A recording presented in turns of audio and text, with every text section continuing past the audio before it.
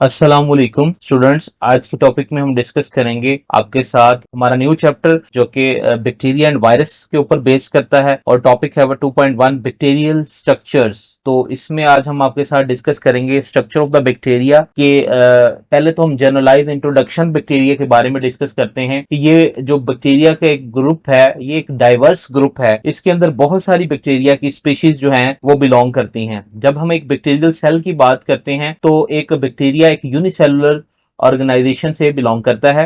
और हम जब बात करते हैं कि प्रोकैरियोटिक ऑर्गेनाइजेशन के अंदर बैक्टीरिया को रखा गया है। प्रो का मतलब बिफोर होता है और कैरियोन का मतलब होता है न्यूक्लियस। इसका मतलब है कि इस बैक्टीरिया के अंदर वेल डिफाइंड न्यूक्लियस मौजूद नहीं होता और इसके अंदर बहुत सारी मेम्ब्रेन बाउंडेड ऑर्गेनेली मौजूद नहीं होती। लैक का मतलब होता है विदाउट। तो बैक्टीरिया के अंदर मेम्ब्रेन बाउंडेड ऑर्गेनेलीज नहीं होती और न्यूक्लियस भी नहीं होता वेल डिफाइंड। और बैक्टीरिया एक सिंपल ऑर्गेनाइजेशन है।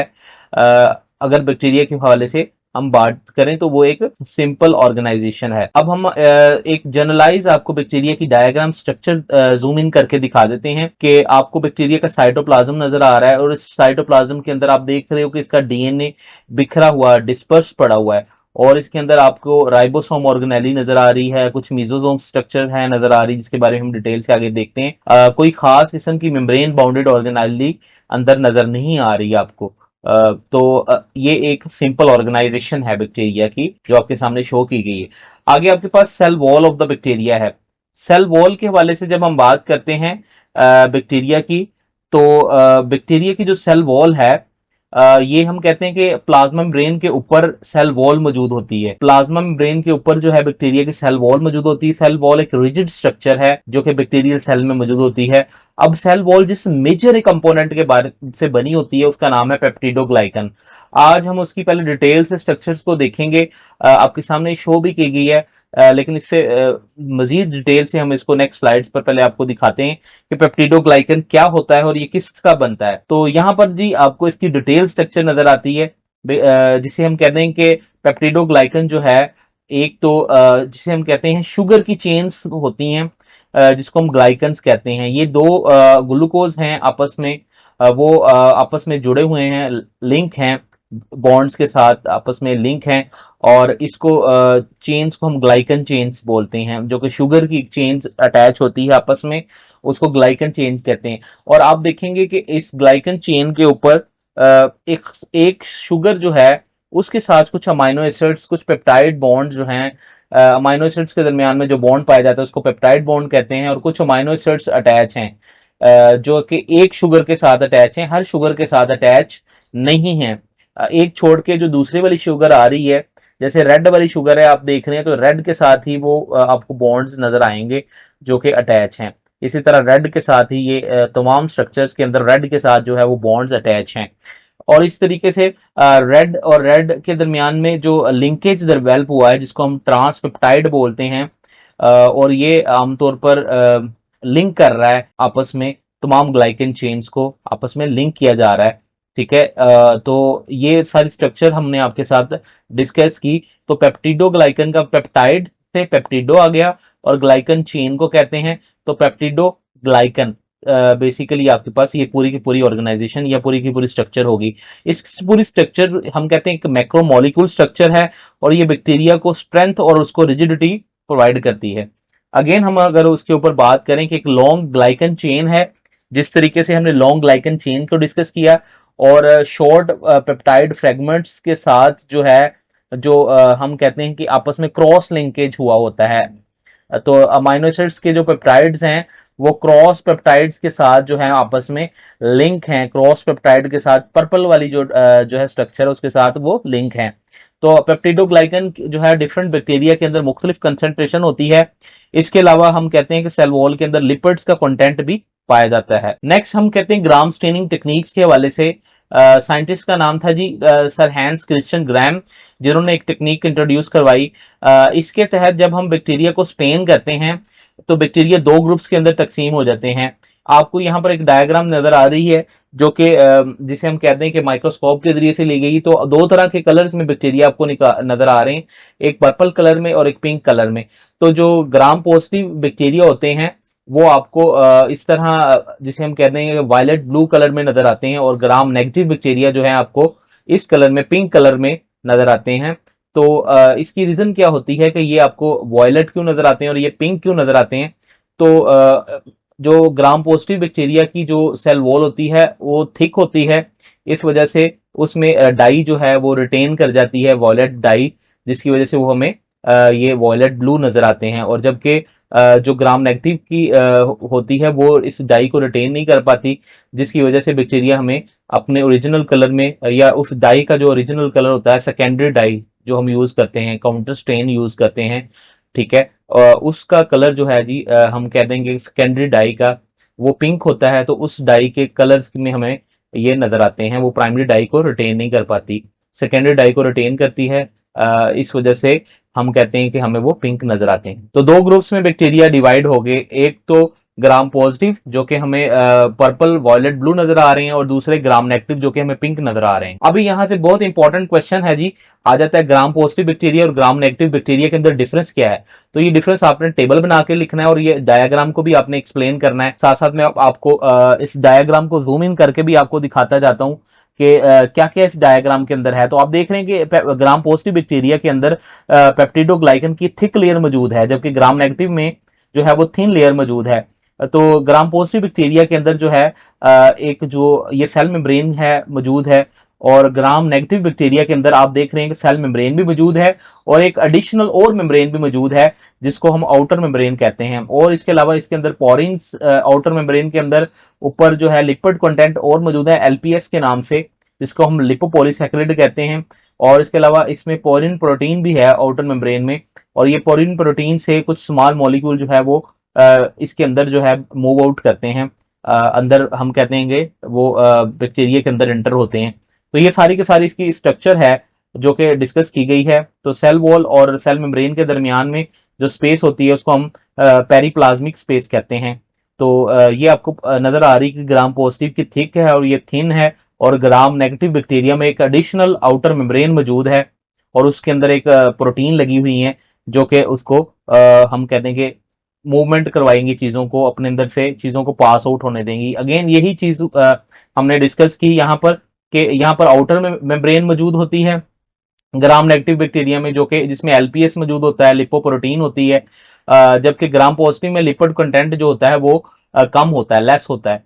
आउटर मेम्ब्रेन ग्राम पॉजिटिव में नहीं होती। आपको इस पूरी स्ट्रक्चर के अंदर ये डायग्राम बनी हुई है, इसमें जो है हम कह देंगे आउटर मेम्ब्रेन नजर नहीं आ रही स्टूडेंट्स, जबकि आपको जो ग्राम नेगेटिव बैक्टीरिया है इसके अंदर आपको आउटर मेम्ब्रेन नजर आ रही है, और आउटर मेम्ब्रेन में ऊपर एलपीएस भी लगा हुआ है, और साथ में लिपोप्रोटीन भी जो है वो मौजूद है। जबकि हम एक और एंटीबायोटिक रेजिस्टेंस के ऊपर बात करें, तो ये जो आउटर मेम्ब्रेन होती है ग्राम नेगेटिव बैक्टीरिया को, जो हम कह देंगे कि इसके ऊपर जब हम दवाई खाते हैं तो ये ग्राम नेगेटिव बैक्टीरिया किल नहीं होता, क्योंकि ये आउटर मेम्ब्रेन जो है एंटीबायोटिक को अंदर बैक्टीरिया में पास नहीं होने देती। तो बैक्टीरिया के अंदर रेजिस्टेंट प्रोवाइड कर दी है। बैक्टीरिया हमारे एंटीबायोटिक खाने से बैक्टीरिया मरता नहीं है, उसकी वजह है कि उसमें आउटर मेम्ब्रेन जो है वो एंटीबायोटिक को अंदर एंटर नहीं होने देती और उसके खिलाफ रेजिस्टेंस प्रोवाइड करती है। इस तरह अगर हम प्रोटीन के हवाले से बात करें तो ग्राम नेगेटिव बैक्टीरिया के अंदर जो है वो पोरिन प्रोटीन मौजूद होती है, जो कि स्पेसिफिक मॉलिक्यूल्स को, अमाइनो एसिड्स को, छोटे छोटे मॉलिक्यूल्स को जो है वो अंदर एंटर होने देती है। तो ये डायग्राम के हवाले से भी हमने जो है डिफरेंस डिस्कस किया, और मजीद और भी कुछ पॉइंट्स के हवाले से आपके साथ डिफरेंस डिस्कस किया। आगे सेल मेम्ब्रेन के हवाले से अगर हम बात करें तो हम कहते हैं सेल मेम्ब्रेन जो है वो सेल वॉल के नीचे होती है मौजूद, और कुछ बैक्टीरिया के अंदर जो है वो सेल वॉल नहीं पाई जाती। वो कौन से बैक्टीरिया जिसमें सेल वॉल नहीं होती? उसमें माइकोप्लाज्मा आता है, सार्कोप्लाज्मा। तो जब उनमें सेल वॉल नहीं होगी तो आउटर मोस्ट लेयर जो है वो फिर सेल मेम्ब्रेन ही होगी। तो हम कहते हैं केमिकल मेकअप के हवाले से अगर हम बात करें तो सेल मेम्ब्रेन ब्रेन के अंदर जो है वो स्टीरोल नहीं होता, कोलेस्ट्रॉल नहीं होता, जबकि कोलेस्ट्रॉल किन सेल में होता है मेम्ब्रेन में? कौन सी? वो यूक्रियोटिक सेल, क्योंकि बैक्टीरिया प्रोक्रियोटिक सेल है, बैक्टीरिया में कोलेस्ट्रॉल नहीं मौजूद होता। इसके अलावा और स्ट्रक्चर के हवाले से अगर हम बात करें तो मेसोसोम एक स्ट्रक्चर है इंपॉर्टेंट जो कि मौजूद होती है। तो मेसोसोम के हवाले से अगर हम बात करें तो अगर हम इसकी स्ट्रक्चर को डिटेल से थोड़ा सा और देखें मेसोसोम के हवाले से, तो यहाँ पर आपको एक स्ट्रक्चर नजर आ रही है। आप देख रहे हैं कि ये हमारे पास सेल वॉल के नीचे जो है वो सेल मेम्ब्रेन नजर आपको आ रही होगी। सेल वॉल है, सेल वॉल के नीचे ये जो आपको पिंक से कलर में नजर आ रही है, इफ ये आपके पास सेल मेम्ब्रेन है, आप देख रहे हैं कि ये मेम्ब्रेन अंदर की जानिब इन्वेजिनेट कर रही है और अंदर की जानिब जो है इन्वेजिनेट करके एक अंदर से हॉलो है और ट्यूब लाइक स्ट्रक्चर जो है और वेसिकल की फॉर्म में आपको अंदर की जानिब नजर आ रही है। तो ये अंदर की जानिब जो स्ट्रक्चर आपको नजर आती है जी, इसको हम मीजोसोम कहते हैं। सेल मेम्ब्रेन अंदर की जानिब इन्वेजिनेट करती है तो ये लेमेली लाइक और ट्यूब लाइक और ये वेसिकल लाइक जो स्ट्रक्चर बनाती है, इसको हम मीजोसोम कहते हैं। तो हम डिस्कस यही कर रहे हैं कि सेल मेम्ब्रेन कैसे बनती है, कि अंदर सेल मेम्ब्रेन जो है इन्वेजिनेट करती है, जिसकी वजह से आमतौर पर एक स्ट्रक्चर बनती है साइटोप्लाज्म के अंदर, जिसका वेसिकल लाइक होती है, जो ट्यूब्यूल लाइक होती है और लमेली लाइक होती है, उसको हम मीजोसोम बोलते हैं। मीजोसोम का शॉर्ट क्वेश्चन बड़ा इंपॉर्टेंट है, पेपर में आता है, फंक्शन ऑफ द मीजोसोम्स। हम कहते हैं कि ये डीएनए रेप्लिकेशन में हेल्प करता है, सेल डिवीजन में हेल्प करता है, रेस्पिरेटरी सेंटर है, क्योंकि आमतौर पर बैक्टीरिया के अंदर माइटोकॉन्ड्रिया एक डबल मेम्ब्रेन ऑर्गेनेली मौजूद नहीं होती। तो बैक्टीरिया की जो सेल मेम्ब्रेन होती है वो माइटोकॉन्ड्रिया का काम करती है और रेस्पिरेटरी एक्टिविटी सारी की सारी सेल मेम्ब्रेन करती है। इसके अंदर एंजाइम होते हैं जो कि स्पेसिफिक किस्म के, जो कि डीएनए रेप्लिकेशन में हेल्प करते हैं, सेल डिवीजन में हेल्प करते हैं और रेस्पिरेटरी सेंटर के तौर पर हेल्प करते हैं। इसके अलावा अगर हम बात करें तो साइटोप्लाज्म और जेनेटिक मटेरियल के हवाले से बात करें तो साइटोप्लाज्म के अंदर जो है जी, हम कहते हैं कि एक लार्ज स्ट्रक्चर है जिसमें डिसॉल्व सब्सटेंसेस होती हैं, इसमें न्यूक्लियाइड है, राइबोसोम है, मीजोसोम है। जो स्ट्रक्चर बैक्टीरिया में नहीं पाई जाती वो साइटोस्केलेटन है और बहुत सारी मेम्ब्रेन बाउंडेड ऑर्गेनेली जो है वो इसके अंदर नहीं पाई जाती। साइटोप्लाज्म के अंदर राइबोसोम्स भी पाए जाते हैं जो कि फ्रीली डिस्पर्स भी होते हैं साइटोप्लाज्म में और कुछ में प्लाज्मा मेम्ब्रेन के साथ भी अटैच होते हैं। जो बैक्टीरिया का जो है राइबोसोम है वो यूक्रियोटिक राइबोसोम से छोटा होता है, स्मॉलर होता है और 70S का होता है। एस जो है वो स्वेडबर्ग यूनिट है और ये बेस करता है आमतौर पर सेंट्रीफ्यूगेशन के सेडिमेंटेशन प्रिंसिपल के ऊपर ये बेस करता है। और ये लार्जर सब यूनिट 50S का होता है और स्मॉलर सब यूनिट 30S का होता है और कंबाइन जब हम इनको सेडिमेंटेशन रेट पर लेते हैं तो ये 70S हम उसको लेते हैं, जबकि यूक्रियोटिक का जो होता है वो 80S का होता है और वो लार्जर होता है। जेनेटिक मेकअप के हवाले से अगर हम बात करें तो इसके अंदर आमतौर पर आपको जेनेटिक मेकअप नजर आएगा कि हम कहते हैं कि इसमें न्यूक्लियाइड होता है, न्यूक्लियस नहीं होता, बल्कि एक न्यूक्लियाइड स्ट्रक्चर होती है जो कि साइटोप्लाज्म में पड़ी होती है। इसका जो जिसे हम कहते हैं इररेगुलर सी शेप होती है, काफी डेंस एरिया जिसके अंदर डीएनए पाया जाता है। तो डीएनए जो है इसका सिंगल होता है, सर्कुलर होता है, डबल स्ट्रैंडेड डीएनए पाया जाता है जी इसके अंदर, और इसके अंदर हिस्टोन प्रोटीन नहीं होती। तो आपको अगर देखें तो इसमें न्यूक्लियाइड नजर आ रहा है, ठीक है, डबल स्ट्रैंडेड डीएनए, और इसके अंदर एक और हम कहते हैं कि डीएनए भी होता है जिसको हम प्लाज्मिड कहते हैं, एक्स्ट्रा क्रोमोसोमल डीएनए जिसको हम प्लाज्मिड बोलते हैं। तो आपको दो तरह का साइटोप्लाज्म के अंदर जेनेटिक मेकअप नजर आ रहा है, डबल स्ट्रैंडेड डीएनए और प्लाज्मिड नजर आ रहा है। ये डबल स्ट्रैंडेड डीएनए जो न्यूक्लियाइड होता है, ये इसका हम कह देंगे डबल स्ट्रैंडेड डीएनए है और न्यूक्लियाइड स्ट्रक्चर है, इसमें डबल स्ट्रैंडेड डीएनए होगा और इसके अंदर हिस्टोन प्रोटीन नहीं होती। तो ये बेसिकली बैक्टीरिया का जो है वो क्रोमोसोमल डीएनए होता है। दूसरी हम बात करते हैं, इसके बैक्टीरिया के अंदर प्लाज्मिड भी पाया जाता है और जो कि बैक्टीरिया का एक्स्ट्रा क्रोमोसोमल डीएनए होता है वो सर्कुलर होता है, ठीक है, सर्कल की फॉर्म में होता है जी, जिसे हम कह देंगे, और डबल स्ट्रैंडेड होता है और सर्कुलर होता है जी। आपको प्लाज्मिड नजर आ रहा है इधर, ठीक है, ये सर्कुलर है और ये बैक्टीरिया को सेल्फ रेप्लिकेट करता है, ठीक है। और इसके अलावा बहुत सारी इंपॉर्टेंट, इसके अंदर ये भी बेसिकली डबल स्ट्रैंडेड डीएनए का बना होता है और इसके अंदर आमतौर पर रेजिस्टेंस जीन होती हैं जो कि बैक्टीरिया को जो है एंटीबायोटिक की मौजूदगी में सर्वाइव रखती हैं। जब हम एंटीबायोटिक खाते हैं तो बैक्टीरिया नहीं किल होता, तो वो क्या करता है कि वो इस प्लाज्मिड के अंदर जो है वो रेजिस्टेंस जीन डेवलप कर लेता है, जिसकी वजह से वो किल नहीं होता। प्लाज्मिड, इसके अलावा प्लाज्मिड के और भी बहुत ज्यादा इस्तेमालात हैं कि प्लाज्मिड एज ए वेक्टर के तौर पर इस्तेमाल होता है जेनेटिक इंजीनियरिंग में। प्लाज्मिड के अंदर हम जाल के जीन, इंपॉर्टेंट जीन कोई भी इंसर्ट कर सकते हैं, किसी भी ऑर्गेनिज्म से लेकर जीन जो है वो इंसर्ट करते हैं। जैसा कि इंसान से इंसुलिन लेकर ह्यूमन से हम बैक्टीरिया के अंदर उसको जीन को इंसर्ट करते हैं, फिर उसकी कॉपी तैयार करते हैं और फिर बैक्टीरिया के अंदर हम जो है इंसान की प्रोटीन जो है इंसुलिन प्रोटीन वो तैयार की जाती है। तो हम कहते हैं कि बैक्टीरिया से अंदर जो है बैक्टीरिया के प्लाज्मिड के अंदर हम ह्यूमन का जीन, इंसुलिन जीन डालकर उसकी बहुत ज्यादा कॉपीज तैयार करते हैं और फिर जो है हम प्रोटीन तैयार करते हैं बैक्टीरिया के अंदर ह्यूमन की जीन का, तो जो कि इंसुलिन जीन है।